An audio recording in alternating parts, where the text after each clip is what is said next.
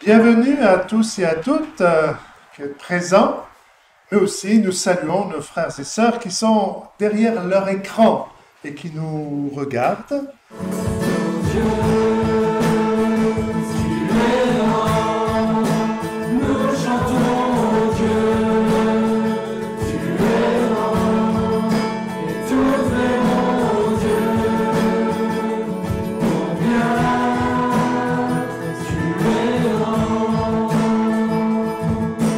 Mais en tout cas, je suis vraiment content d'être parmi vous ce matin et puis que vraiment le Seigneur bénisse sa parole.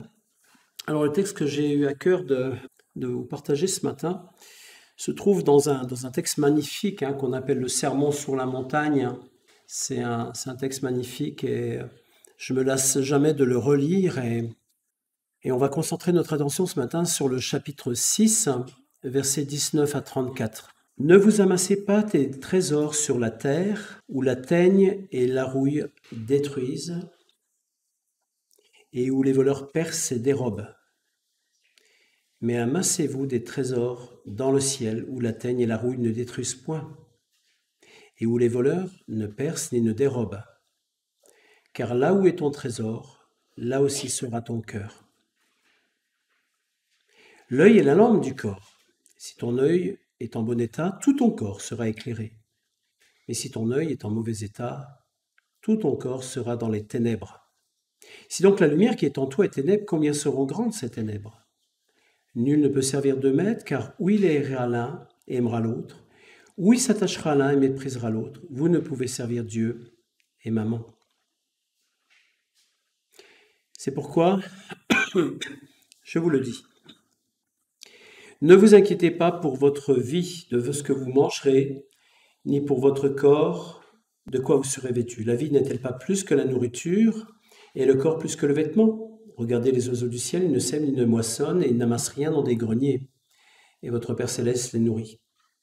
Ne valez-vous pas plus qu'eux? Qui de vous, par ses inquiétudes, peut ajouter une coudée à la durée de sa vie? Et pourquoi vous inquiétez au sujet du vêtement? Considérez comment croissent les lys des champs. Ils ne travaillent ni ne filent. Cependant, je vous dis que Salomon même, dans toute sa gloire, n'a pas été vêtu comme l'un d'eux. Si Dieu revêt ainsi l'herbe des champs qui existe aujourd'hui et qui demain sera jeté au four, ne vous vêtira-t-il pas à plus forte raison, gens de peu de foi? Ne vous inquiétez donc point et ne dites pas que mangerons-nous, que boirons-nous, de quoi serons-nous vêtus? Car toutes ces choses, ce sont les païens qui les recherchent. Votre Père céleste sait que vous en avez besoin. Cherchez premièrement le royaume et la justice de Dieu, et toutes ces choses vous seront données par-dessus. Ne vous inquiétez donc pas du lendemain, car le lendemain aura soin de lui-même. À chaque jour suffit sa peine. Nous arrêterons notre lecture ici. Seigneur, merci pour ta parole. Merci Seigneur pour ce merveilleux cadeau que tu nous as fait. Alors ce passage que nous venons de lire est certainement un des passages les plus connus de la Bible, mais c'est un passage, il faut bien l'avouer, qui n'est pas facile à mettre en pratique. Et c'est vrai qu'il faut dire ne pas s'inquiéter du lendemain, c'est quelque chose qui est quand même très difficile, d'autant plus que nous vivons dans un monde qui est en perpétuelle mutation et qui peut dire parmi nous qu'il aura toujours le même emploi dans quelques années. Autrefois, on faisait carrière dans la même entreprise. Ma famille l'a fait chez Peugeot à Sochaux. Mais aujourd'hui, tout change tellement vite. Et je crois que Jésus, au travers de ces lignes, veut amener ses disciples à s'en remettre totalement à Dieu pour les besoins de leur vie. Même si cela n'est pas facile parce que cela demande de la foi. De la foi. Une foi qui s'appuie plus sur les promesses que nous trouvons dans l'Écriture que sur les événements qui se passent dans notre monde. Et on l'a vu, qui aurait cru qu'on serait dans cette situation-là aujourd'hui, qu'on serait tous obligés de porter un masque. C'est vrai que les choses évoluent très vite. On ne sait pas de quoi sera fait demain. Ce qu'on sait, c'est qu'en tout cas, le Seigneur est fidèle, qu'il sera toujours fidèle.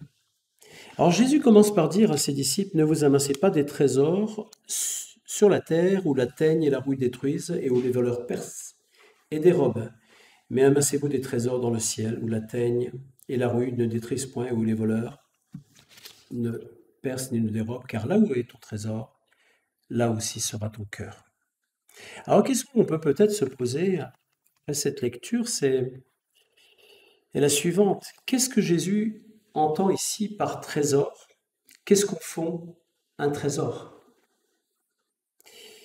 En fait, un trésor, c'est une chose à laquelle notre cœur s'attache. Un trésor, au fond, c'est ce qui prend une grande place dans ma vie, dans mes pensées, dans mes ambitions.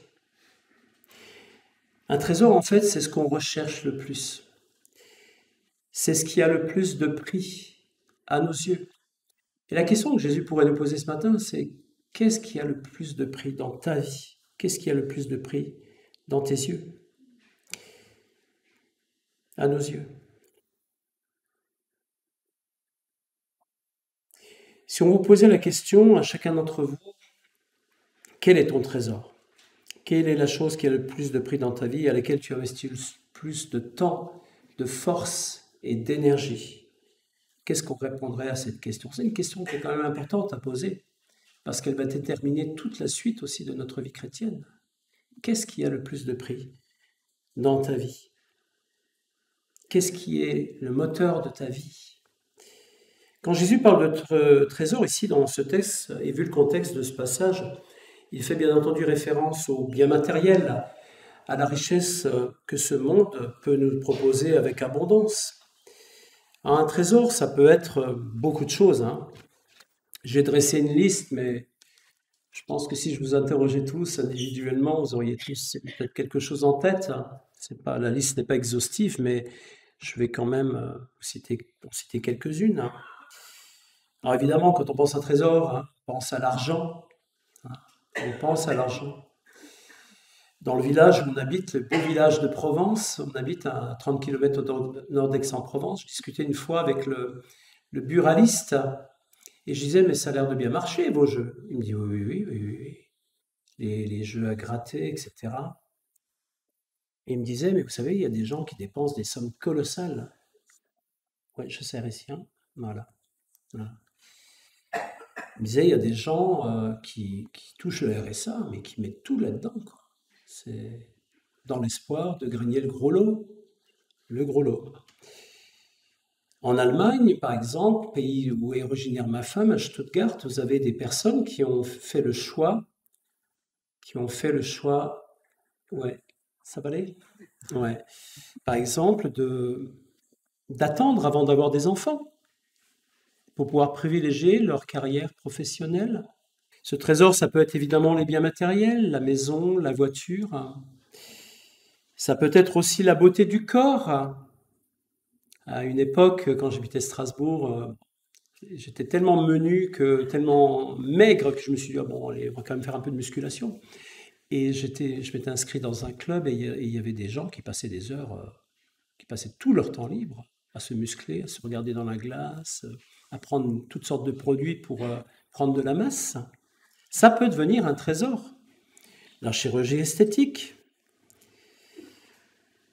les loisirs, l'argent. On pourrait tellement citer de choses. Même le smartphone peut prendre une telle place dans notre vie. Moi, je vois mon fils, même quand il va aux toilettes, des fois, il bloque les toilettes pendant 3/4 d'heure. On est là à attendre et ça devient une addiction, ça devient un trésor. Il y a des gens qui dépensent des sommes colossales pour acquérir les derniers smartphones à des prix, mais vous voyez, et je pense que vous pourriez tous rajouter quelque chose, vous avez tous quelque chose en tête. Alors évidemment, Jésus ne dit pas que ces choses doivent être vues négativement. Nous avons besoin, par exemple, d'argent pour vivre, c'est clair. Tout comme avoir un bon métier est quelque chose d'important, surtout aujourd'hui, quand on sait ô combien c'est difficile de trouver un emploi stable. Et puis Jésus n'a rien aussi contre ce qu'on pourrait appeler la prévoyance, c'est-à-dire chercher à faire des économies, à placer un peu d'argent de côté sur son compte. Au contraire, le livre des Proverbes, qu'on a étudié dernièrement à l'église d'Aix-en-Provence, on a fait une étude thématique du livre des Proverbes, c'est très intéressant. Eh bien, ce livre des Proverbes loue la prévoyance de la fourmi qui, dès l'été, s'approvisionne pour l'hiver. Vous avez ça dans Proverbe 6, versets 6 à 11. Mais alors, qu'est-ce que Jésus condamne finalement ici dans ce passage? Qu'est-ce qu'il veut nous dire? En fait, je pense que Jésus, ce que condamne ici, c'est l'accumulation égoïste de biens. C'est la vie dans le luxe, c'est la vie dans l'extravagance, où la seule chose finalement qui nous importe, eh bien, c'est de nous amasser des choses pour nous-mêmes. Et vous avez des gens qui sont comme ça, qui fonctionnent comme ça, qui ont cet état d'esprit-là. Mais vous savez, la Bible dit quelque chose de très intéressant. C'est qu'une personne est toujours caractérisée en grande partie par son trésor. C'est-à-dire par une chose qui a pris une grande place dans son cœur, dans sa vie en général. D'où cette question de ce matin. Où est ton trésor? Qu'est-ce qui a le plus de prix dans ta vie? Qu'est-ce qui focalise ton regard en ce moment même? C'est une question importante parce que, comme je l'ai dit tout à l'heure, ça peut parasiter notre marche avec le Seigneur. Et je crois que Jésus, au travers de ce texte, veut qu'on remette les choses à leur juste niveau pour que Christ ait toujours la priorité dans nos vies. Où est ton trésor, dit Jésus? Qu'est-ce qui a le plus de prix pour toi? Alors, ce qui est très intéressant dans ce passage qu'on a lu, dans ces versets, c'est que Jésus nous dit finalement que toutes ces choses sont passagères. Rien n'est appelé à durer. Toutes nos possessions, tous ces biens que nous avons accumulés au fil des années, nous n'en sommes que les gérants, mais un jour, il faudra tout laisser derrière. Et ça fait résonner en moi ces paroles de Job. Vous connaissez tous ces paroles de Job. Je suis sorti nu du sein de ma mère, et nu je retournerai dans le sein de la terre. L'Éternel a donné, l'Éternel a repris. Que le nom de l'Éternel soit béni. Il y a une chose en tout cas à laquelle Jésus veut nous rendre particulièrement, je pense, sensibles ce matin, c'est au côté éphémère de nos possessions. Et c'est incroyable ce qu'on arrive à emmagasiner comme chose. Quand j'ai terminé mes études à Nogent-sur-Marne, à l'Institut biblique, on est parti avec mon épouse avec une toute petite camionnette. Et lors de notre dernier déménagement à Aix-en-Provence, on avait 60 mètres cubes. Vous imaginez? C'est fou, ce qu'on peut accumuler au fil des années comme affaire. Et pourtant, ces choses-là, on devra les laisser derrière nous quand on partira, quand on sera rappelé par le Seigneur. Les trésors terrestres, nous dit Jésus, d'une certaine manière, c'est ce que nous n'emporterons pas avec nous dans la mort, finalement. C'est pourquoi on doit faire très attention à l'attachement qu'on y accorde.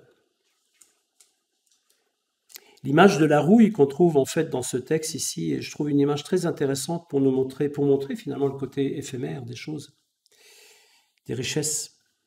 Et il y a un théologien que j'aime bien qui s'appelle John Stott, peut-être certains d'entre vous connaissent, et par rapport à ce texte, il dit quelques mots que je trouve très intéressants. Il dit, à cette époque, les mythes s'infiltraient dans les vêtements et les vers détruisaient tout ce qui était enfui dans la terre. Les souris dévoraient les stocks de graines et les voleurs pénétraient dans les maisons et s'emparaient de tout ce qu'on y tenait en réserve. Et puis un peu plus loin, il dit, dans le monde de l'Antiquité, la sécurité était grande dans ce domaine. Nous, aujourd'hui, nous essayons de protéger nos biens grâce aux insecticides, aux pesticides, on connaît tout ça, aux souricières, aux peintures anti-rouille et anti-vol en tout genre, mais notre trésor se désagrège par l'inflation, la dévaluation et la crise économique, et ce qui résiste à tous ces maux, nous ne pourrons l'emporter avec nous dans l'au-delà. Je pense qu'il a bien raison. C'est justement pour ça que finalement, bien l'Écriture nous met souvent en garde par rapport à ce sujet. Où est ton trésor, dit Jésus? Qu'est-ce qui a le plus de prix pour toi dans ta vie? Et puis après avoir averti donc ses disciples à ne pas s'attacher à des trésors périssables, Jésus encourage maintenant ses disciples à rechercher un autre trésor qu'il appelle les trésors célestes. Et je trouve ça assez intéressant le contraste qu'il fait entre les deux. Alors qu'est-ce que Jésus entend ici dans ce texte par trésor céleste? À quoi fait-il référence? En fait, ce que Jésus entend par trésor céleste, c'est ce que Dieu a fait de nous, si on le laisse travailler dans notre vie. J'aime bien l'image du professeur Jules Marcel Nicole quand il parlait de la sanctification. Il disait, vous voyez, c'est comme un ami que tu fais entrer chez toi, à l'entrée de ta porte de chez toi. Et tu lui dis, vous avez déjà dit, je pense, cette phrase-là à des gens, fais comme chez toi. T'as faim, t'as soif, tu vas au frigo. Tu peux aller partout. Et si on laisse Christ agir, Christ voudrait être comme ça. Il voudrait être cet ami à qui on laisse même regarder dans les tiroirs, les mêmes recoins de notre maison. C'est ce que Dieu fait de nous si on le laisse travailler dans notre vie. C'est notre personnalité, c'est notre foi en Dieu que nous cultivons, que nous travaillons.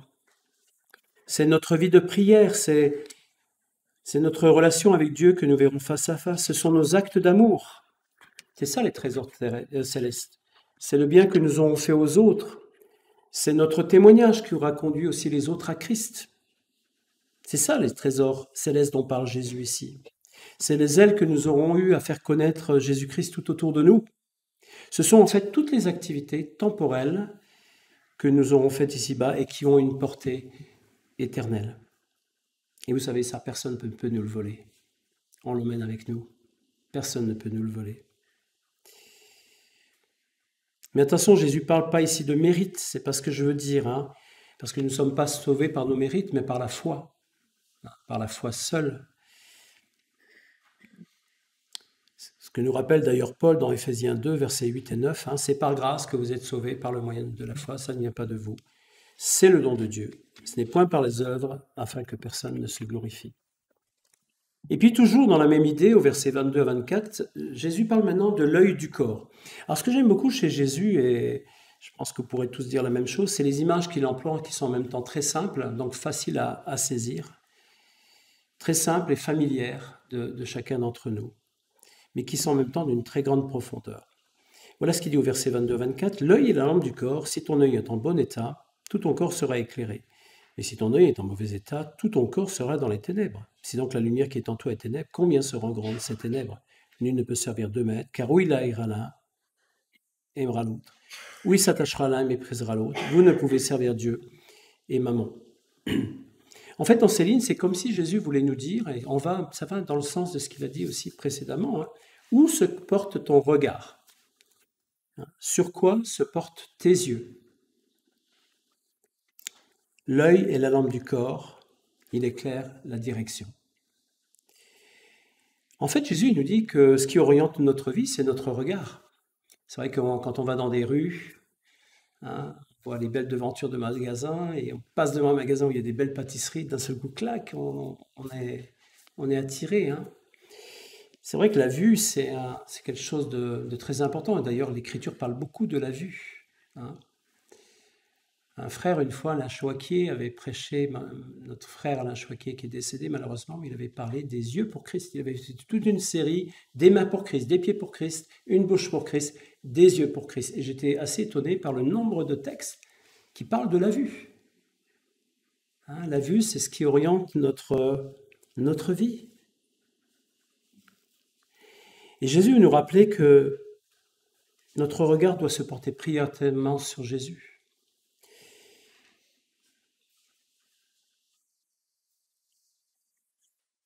Jésus nous dit que si notre regard n'est pas tourné prioritairement vers Dieu, il va s'attacher à autre chose, et ça peut être, comme nous l'avons vu, tous ces biens matériels, tout ce que ce monde moderne peut nous proposer avec abondance. Je crois que si Jésus condamne dans ce passage d'une manière générale la recherche des biens matériels, c'est tout simplement parce que c'est une mauvaise orientation de la vie, et de la vue surtout. Car cette recherche des biens matériels peut nous empêcher de servir Dieu d'un cœur entier. Alors comment on peut comprendre maintenant ce qu'il dit au verset 22, « Si ton œil est en bon état, ou sain, et saïen hein ?» En fait, il y a deux interprétations possibles de ce passage qui se complètent d'ailleurs tous les deux. En fait, le mot grec qui est employé ici peut se traduire par simple, c'est-à-dire c'est l'œil qui n'est pas partagé. En fait, il voudrait dire par là qu'on ne regarde pas d'un côté vers Dieu tout en louchant vers les biens de ce monde. L'œil simple, donc, c'est l'œil qui n'est pas partagé. Et puis l'autre interprétation possible, qui complète en tout cas tout à fait la première, c'est que l'œil simple, c'est l'œil généreux. Parce que ce mot aussi est aussi traduit dans le Nouveau Testament, alors je vous passe les textes hein, par généreux. C'est l'œil qui regarde au bien qu'il peut faire aux autres. En tout cas, par cette image, Jésus veut nous dire, et cela va dans le sens de ce qu'il a dit précédemment, qu'il nous faut faire un choix dans notre vie. Et c'est pour ça qu'il dit au verset 24, au verset suivant, « Vous ne pouvez servir Dieu et Mammon », hein, Mammon, mot araméen qui signifie argent, richesse. Jésus dit, « Vous ne pouvez servir deux maîtres, car Où il haïra l'un et aimera l'autre. Où il s'attachera à l'un et méprisera l'autre. Vous ne pouvez servir Dieu et maman. Et le mot servir ici, qui a été traduit en langue française par serviteur, hein. C'est un mot qui est beaucoup plus fort en grec, hein. C'est le mot doulos. Le serviteur, c'est le mot doulos, et qu'on a traduit par serviteur, mais en fait ça veut dire esclave. Ça veut dire esclave. Nos versions ont traduit serviteur pour ne pas choquer le lecteur, mais quand Paul emploie ce mot doulos, eh bien, il sait à quoi ça fait référence. Et un esclave, finalement, il appartient à son maître, il n'est pas partagé. Hein. Il n'est pas partagé. Dieu nous veut, en tout cas tout entier à lui, il veut que nous ne soyons pas partagés. Et je crois que la plus grande tristesse pour Dieu, et je crois que c'est important de le dire ce matin, c'est de voir que des chrétiens qui, tout en voulant suivre Dieu, ne sont pas prêts à laisser certaines choses dans leur vie, certaines mauvaises habitudes ou certains péchés, certains types de fonctionnement. Dieu, et je pense que c'est bon de le rappeler, c'est ce que veut nous rappeler en tout cas ce texte de ce matin, veut avoir la primauté dans nos vies. Dieu veut être le maître de nos vies. Dieu veut que nous le mettions sur le trône. Un jour, un frère disait, on dit tous le mot Seigneur, mais est-il vraiment sur le trône de nos vies? Non. Est-ce que Christ est au centre de nos préoccupations? Vous savez, le mammon, le dieu de l'argent, nous dit tout le temps, amasse, enrichis-toi, pense à toi, fais-toi du bien. Alors que Dieu nous dit, donne, partage, fais du bien aux autres. Fais du bien aux autres. C'est ça qui devrait être aussi le moteur de notre Église, finalement. Dans la Bible, vous avez l'exemple, évidemment, du jeune homme riche qui a dû choisir entre Dieu et l'argent, et comme son cœur était tellement attaché à l'argent, eh bien, il a fait le mauvais choix dans sa vie. Et cette histoire est triste, mais elle est encore combien actuelle de nos jours, et c'est un piège auquel on doit faire particulièrement attention. Vous savez, comme j'ai dit précédemment, Dieu ne nous interdit pas d'avoir des biens. D'ailleurs, Dieu a accordé à Job, à Abraham, à certains hommes de Dieu, d'avoir beaucoup de biens. Mais ce qui nous interdit surtout, c'est d'y attacher notre cœur. Je crois que c'est ça qui est important. Et puis Jésus termine ce long discours en rappelant à ses disciples que le meilleur garant pour leur avenir, c'est lui. Les biens de ce monde ne sont pas la meilleure des sécurités. On peut tout perdre du jour au lendemain, alors qu'avec Jésus, on a tout à gagner. La meilleure des sécurités, c'est Jésus-Christ, et c'est ce qu'il dit d'ailleurs dans les versets 25 à 34, texte que vous avez certainement déjà lu des dizaines de fois. Il dit, c'est pourquoi je vous le dis, ne vous inquiétez pas pour votre vie, de quoi vous mangerez, pour votre corps, de quoi vous serez vêtus. La vie n'est-elle pas plus que la nourriture et le corps? Puis après, il parle évidemment des oiseaux du ciel, des fleurs, etc. Et dans ce passage, en fait, Jésus nous demande d'éviter les inquiétudes, les soucis, les angoisses du lendemain, tout ce qui peut nous empêcher de dormir.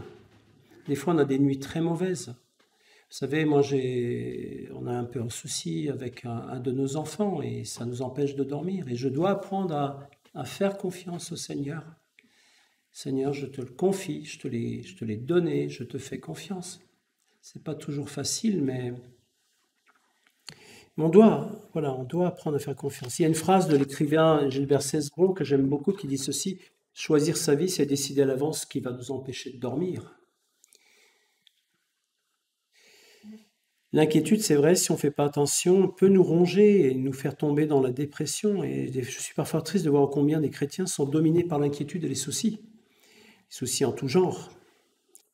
Et je crois que souvent, il faut le dire, nos inquiétudes naissent très souvent d'une méconnaissance de notre Sauveur. Je crois que si nous passions plus de temps avec Dieu, dans l'étude, mais dans une étude de qualité, je dirais, de la parole de Dieu, pas le petit verset qu'on lit ou le petit feuillet, c'est très bien, bon, mais dans une étude vraiment méthodique et de qualité, si nous prenions vraiment des instants de qualité avec le Seigneur, dans la méditation, en nous laissant sonder, nous découvririons combien nous avons un grand Dieu un grand sauveur qui nous aime. J'aime beaucoup d'ailleurs ce terme dans l'écriture d'enfants d'adoption. On est des enfants d'adoption. J'aime beaucoup cette expression. On n'est pas des... Voilà, le Seigneur est venu nous chercher. C'est pas pour nous lâcher. Hein. Si vous croyez ce matin, l'impression que tout va mal, c'est un mensonge de l'ennemi de vous faire croire qu'il vous a laissé tomber. Jésus ne nous laissera jamais tomber. Ne vous inquiétez de rien, dit Jésus. C'est pas n'importe qui le dit. Moi, je peux vous le dire, mais bon, c'est Bernard qui parle. Hein.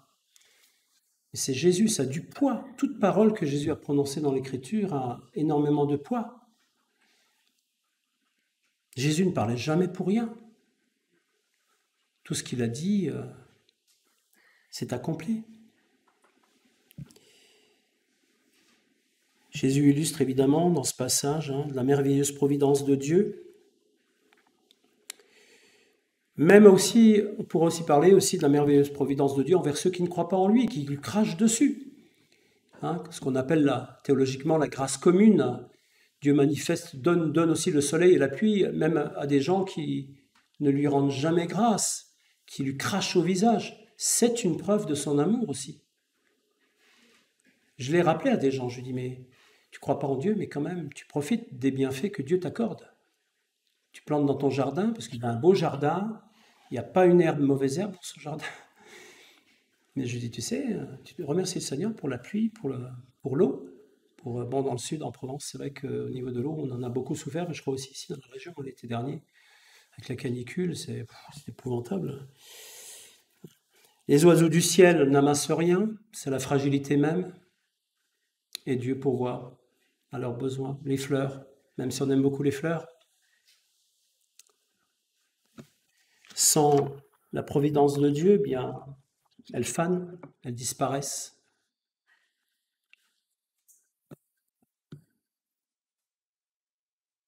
Comme j'ai dit tout à l'heure, nos inquiétudes naissent d'un manque de connaissance de Dieu. Mon peuple périt, faute de connaissance. D'un Dieu qui pourtant prend soin de nous. D'un Dieu qui est souverain dans cette période de Covid. Rappelons-nous-le. Ne nous laissons pas influencer par BFM, par tout ce qu'on raconte. Dieu aura le dernier mot. Il est souverain. C'est lui qui... La Bible nous dit que c'est lui qui courbe le cœur des rois. C'est lui qui décide de l'histoire de notre monde.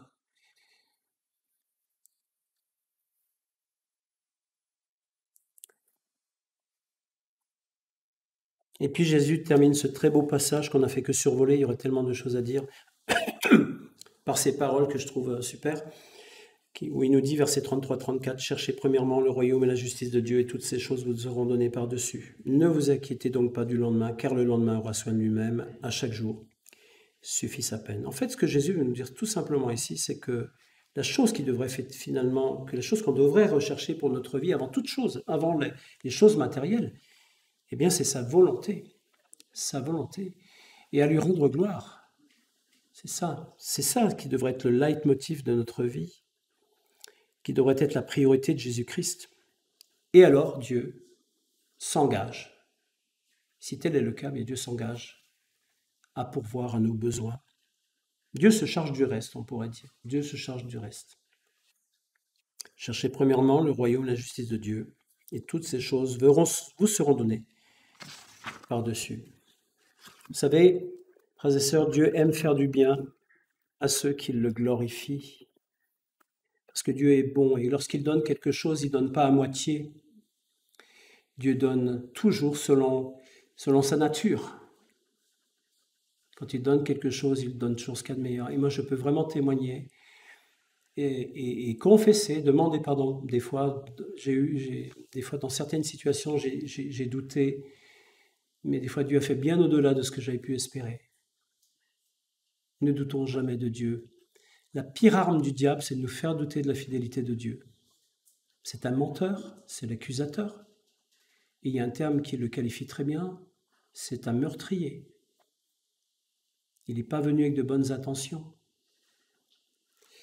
C'est un meurtrier. David a dit dans le psaume 37, verset 25, il peut le dire a posteriori, il a suffisamment de vécu et d'expérience pour dire « J'ai été jeune, j'ai vieilli, et je n'ai point vu le juste abandonner ni sa postérité, mendiant son pain. » Celui qui aime Dieu ne sera jamais abandonné. David savait de quoi il parlait. David, un homme selon le cœur de Dieu. J'aime beaucoup cette expression. David, un homme selon le cœur de Dieu. Et puis Jésus termine ce long passage par ce verset 34 où il invite maintenant ses disciples à vivre au jour le jour et à ne pas se mettre en souci du lendemain. Ne vous inquiétez pas du lendemain, car le lendemain aura soin de lui-même, à chaque jour suffit sa peine. Des fois, on porte trop de choses à l'avance. Jésus simplement nous demande d'être fidèle chaque jour. Sois fidèle. Moi, je me charge du reste. Sois fidèle. Sois fidèle dans ta communion avec moi. Passe du temps avec moi. Sois fidèle dans ce que je te demande. T'inquiète pas pour demain. T'as pas d'argent pour tes études? Pas de souci. Moi, j'en avais pas. Le Seigneur a pourvu miraculeusement pour l'Institut biblique de Nogent. T'as des soucis avec tes enfants? Fais-moi confiance. Tu as des soucis avec ton mari? Ne t'inquiète pas, le Seigneur il va pouvoir. Ne t'inquiète pas. Dietrich Bonhoeffer, qui était un pasteur allemand qui est mort en 1945 pour s'être opposé au régime nazi, a dit quelque chose que je trouve vraiment très intéressant par rapport à ce verset 34. Voilà ce qu'il dit. « Je suis persuadé que Dieu nous donnera toujours la force nécessaire pour affronter les situations difficiles de notre vie. » Puis il rajoute « Dieu ne nous la donnera jamais à l'avance, de peur que nous comptions sur nos propres ressources, au lieu de compter sur lui. » Et c'est ça en fait la vie par la foi, c'est je m'appuie chaque jour, Dieu va me donner la force pour cette journée, pas pour demain, mais pour la force pour cette journée déjà.